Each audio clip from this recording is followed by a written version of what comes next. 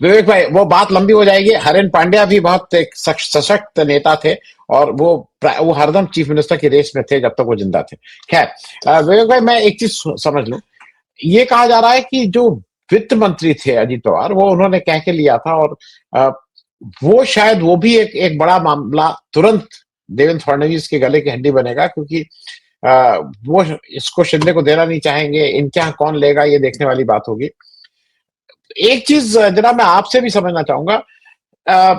Grounded थे अजीत पवार, लेकिन अजीत पवार का जो पॉलिटिक्स थी वो महाराष्ट्र तक सीमित रहती थी। वो कभी नेशनल एस्पिरेशन उनका नहीं रहा कि नेशनल पॉलिटिक्स में आ जाऊं कुछ। वो अपने को सीमित रखते थे महाराष्ट्र की पॉलिटिक्स तक। बिल्कुल पूरा कंट्रोल वहां पे होना चाहिए।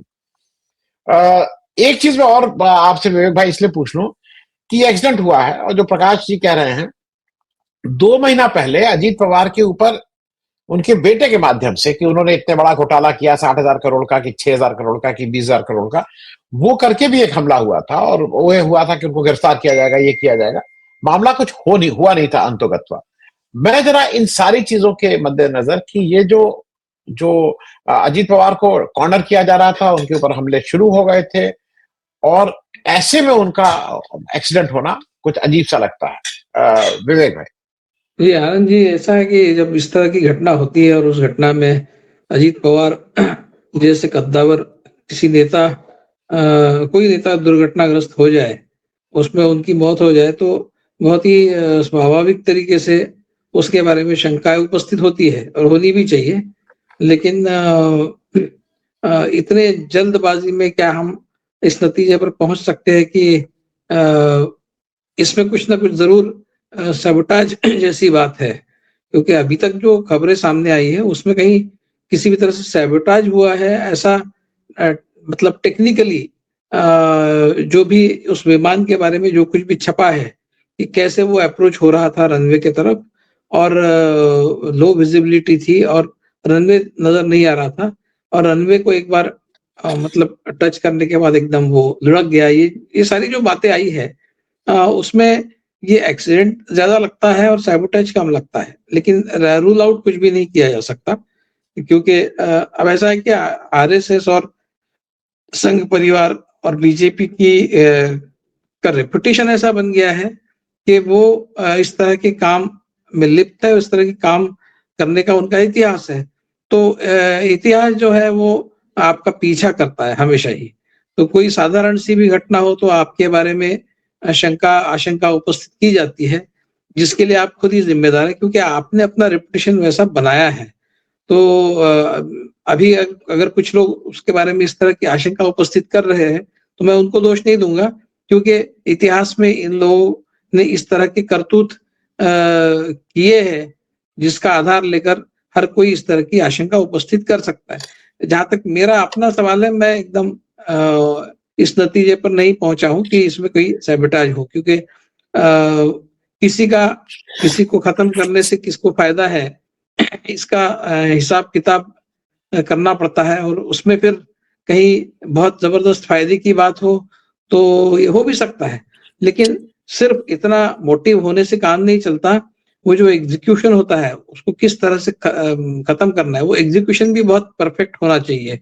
अब ऐसा है, ये जो एयरपोर्ट था, इस एयरपोर्ट पर नेविगेशन का कोई सिस्टम नहीं है, छोटा सा एयरपोर्ट है, इसमें एयर ट्रैफिक कंट्रोल नहीं है जो गाइड करता है आने वाले विमान को और जाने वाले विमान को, कि आपको इस तरह से यहाँ से जाना है, आपको यहाँ से आना है, आप ऐसा कीजिए, इतने बजे आइए, आपको लैंडिंग का ये समय दिया गया है।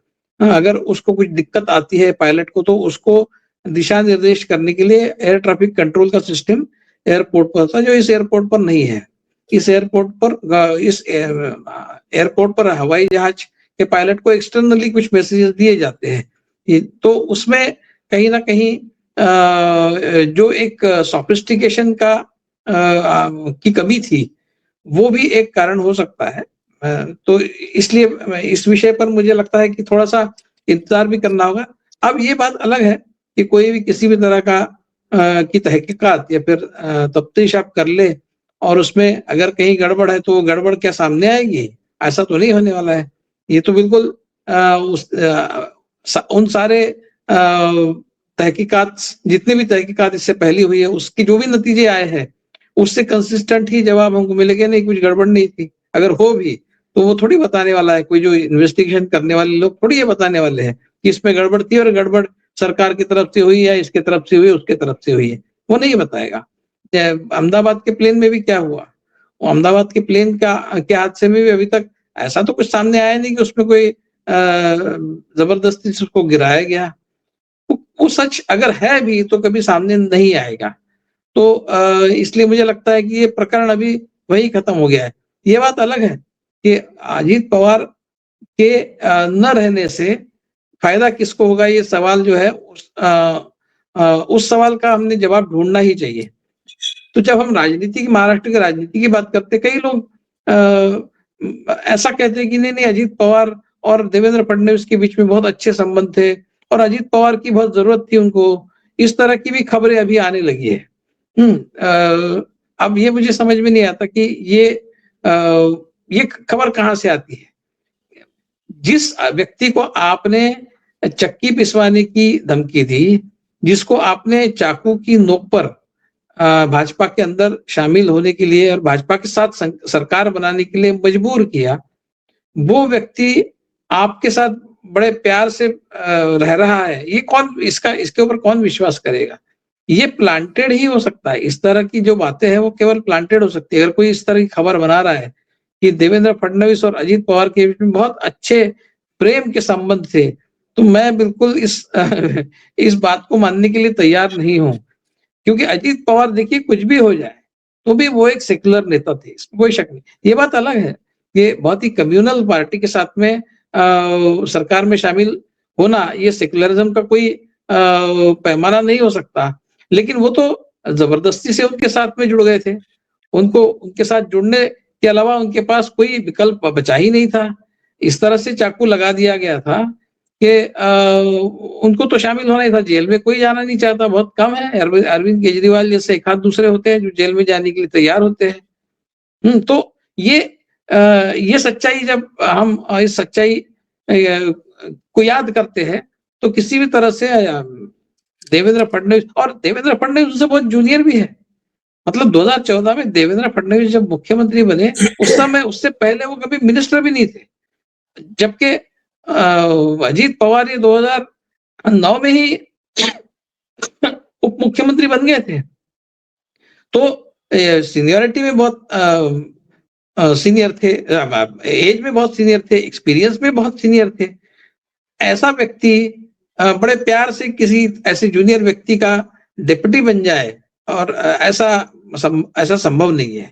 वो तो मजबूरी ही थी, इसमें कोई शक नहीं। तो अजीत पवार के जाने से फायदा किसको है? ऑब्वियसली बीजेपी को है, ऑब्वियसली बीजेपी को, दूसरे किसी को फायदा नहीं है। एनसीपी को फायदा नहीं है, क्योंकि एनसीपी, दोनों एनसीपी जो है वो इकट्ठा आने की मशक्कत कर रहे थे, वो प्रोसेस चालू थी। वो अगर इकट्ठा आ जाते तो फिर एक बार उनके लिए एक अच्छा पॉलिटिकल माहौल बनता था महाराष्ट्र में। अब ये भी अलग प्रश्न है, क्या वो बीजेपी के साथ जाते इकट्ठा आकर या फिर अलग हो जाते। मुझे नहीं लगता कि उनको अलग होने का कोई मतलब ऑप्शन था। इवन शरद पवार, अजीत पवार इकट्ठा आने के बाद शरद पवार अजीत पवार से ये कहते कि अब आप हट जाइए वहां से और हम अलग अपनी राजनीति करेंगे, जैसा हम पहले करते थे उसी राजनीति के रास्ते पर हम फिर से इकट्ठा चलेंगे, अभी बीजेपी के साथ नाता तोड़, ऐसा शरद पवार कहेंगे। ऐसा मुझे नहीं लगता, क्योंकि शरद पवार, अजीत पवार, सुप्रिया सुले, ये सब अदानी के कहने पर इकट्ठा आए थे, अदानी के मध्यस्थी से इकट्ठा आए थे।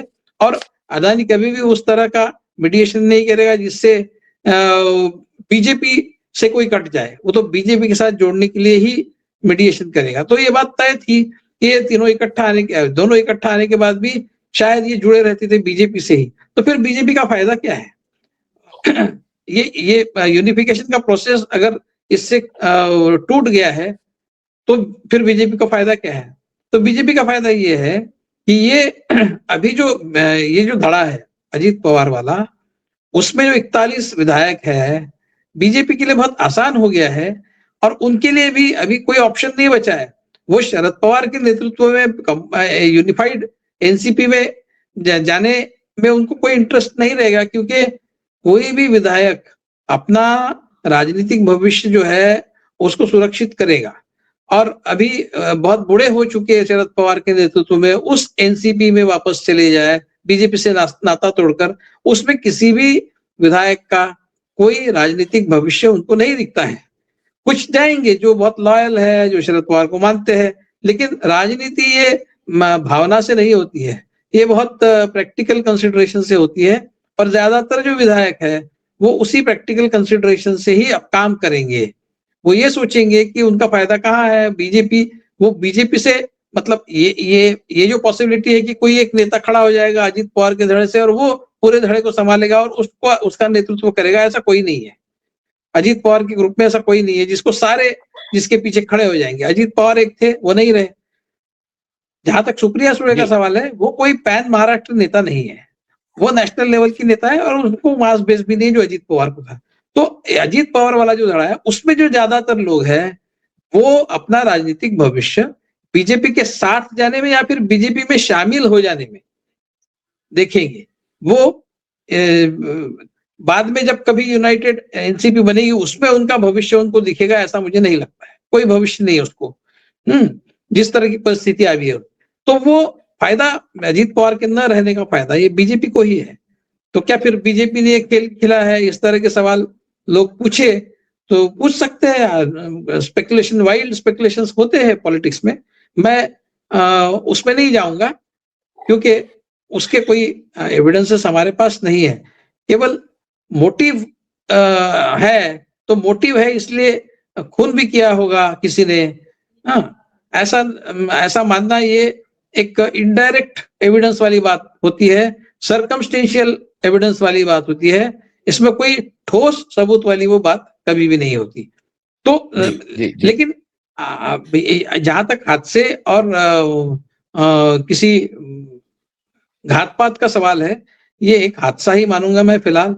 और सैबोटेज की पॉसिबिलिटी को हमेशा ही जीवित रखना चाहिए, उसके ऊपर बात होती रहनी चाहिए और उस पर चर्चा, उसकी तहकीकात भी होनी चाहिए हर एंगल से, और हर एक को अपना अपना उस पर मत बनाने की का पूरा अधिकार है। मैं फिलहाल उसको हादसा ही मान के चलूंगा और ये मान के चलूंगा जो भी हादसा हुआ है उस पे फायदा बीजेपी का ही है। और आने वाले समय में हमको ये होते हुए दिखेगा। जिला परिषद के चुनाव हो जाने दीजिए, उसके नतीजे आ जाने दीजिए। अगर कंबाइंड एनसीपी मिलकर इस फाइट करते हैं और उसमें बहुत अच्छा सक्सेस मिलता है तो हो सकता है कि कोई दूसरा कोर्स इस कंबाइंड एनसीपी का दूसरा कोई रास्ता वो चुने। अगर उसमें वो परास्त हो जाते हैं जैसे म्युनिसिपल कॉर्पोरेशन के चुनाव में हुए, तो वो सारे जो अजीत पवार वाले लोग हैं कम से कम वो या तो बीजेपी के साथ चले जाएंगे या फिर बीजेपी में शामिल हो जाएंगे। जी।